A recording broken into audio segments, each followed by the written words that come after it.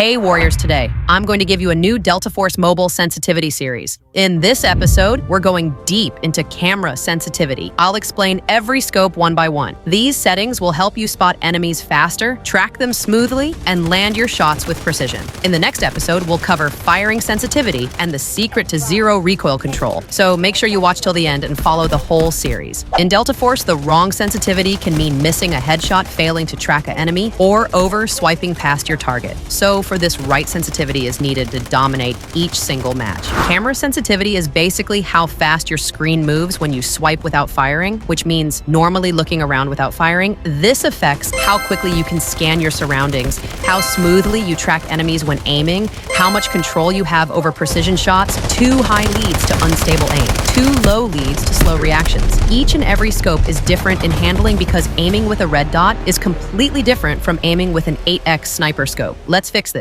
For this, go to the settings, then click on sensitivity, and here in the touch, sensitivity, turn the turning mode to fixed if it's set to accelerated, as accelerated mode can ruin the muscle memory. Now scroll down here, you will find camera sensitivity. In rotation sensitivity, if you set it to 0 or a very low value, your screen will feel very slow and heavy. No matter how hard or fast you swipe on the screen, your view will barely move. Now, if you increase the sensitivity all the way to the maximum, your screen will feel way too fast and slippery. By default, it's set to 100, which is quite good, but not to liking it can become much better, so let's increase it to 120. At first I thought it might work, but after a few swipes and aiming tests, I realized it didn't feel right, so I decided to increase it to 140. But as soon as I tried it, I could tell it was way too fast and uncontrollable. Every time I tried to look around or aim, the camera moved too quickly and I kept overshooting my targets. It felt like I was losing accuracy instead of gaining it, so I lowered the sensitivity to 110, and immediately I noticed a difference. The camera movement became much more stable and smoother. Now, when I swiped to look around or aim at enemies, I could do it accurately and in control without any over-aiming. So in the end, 110 worked perfectly for me. I will set this camera rotation at 110. Now next, mechanical aim, red dot, holographic. So first, let's equip it. As you can see here, it's set to 100. First, let's increase to 120 felt fine for normal movement. But while aiming at targets, it was slightly shaky. So let's try 130. It becomes much better at tracking the enemies. The crosshair followed enemies naturally without over-aiming. But let's test 140. It's too fast. The tiny adjustments became hard. My final choice is 130 for balanced ADS aim. Now the 2x scope. Its default is 100, which is fine, but let's increase this to 115. It's slow and steady, but felt too heavy for fast fights. So increase this to 130.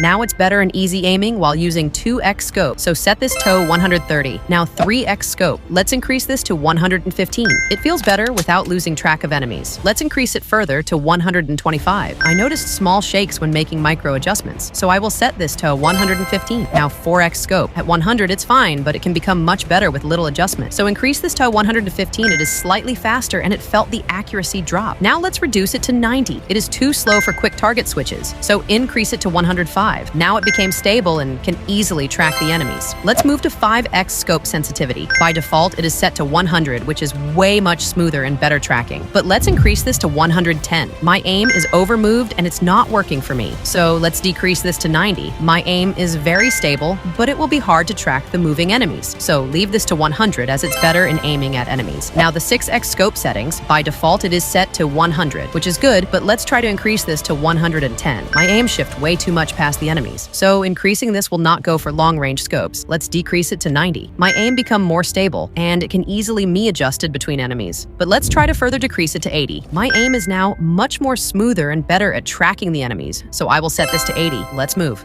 to 7x scope sensitivity. Let's decrease this to 80. The aim movements were slow, but it's accurate. So increase this to 92. My aim is just right for long-range control without losing stability. So the final choice is 92. Next is 8x scope settings. Decrease this to 75. My aim is very stable, but too slow for follow-up enemies. So further increase this to 85. My aim is exactly precise and responsive for sniping. Let's further increase it more to 95. My aim becomes so much uncontrollable and lost its accuracy. So set 8x to 85. Now for the 9x, 10x, and 11x.